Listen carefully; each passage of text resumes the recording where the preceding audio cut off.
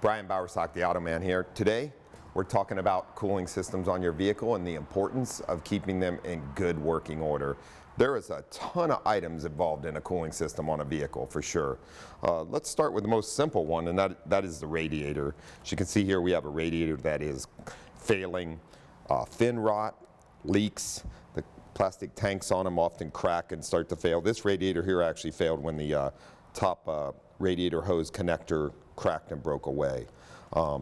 Radiators do fail over time, and they are made out of plastic aluminum now, not copper and brass like before.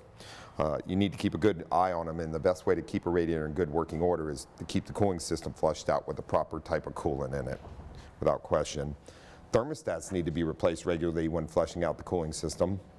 Coolant flushes we recommend on regular ethylene glycol coolant, 2 years, 24,000 miles. On extended life coolant, the oats and the hybrid oat coolants, we recommend 3 years or 50,000 miles. These are West Automotive Group recommendations to keep your vehicle and cooling system in good working order, along with checking all the other items, water pumps for leaks, cooling fans working, fan clutches, etc. Get your vehicle in, have the cooling system inspected.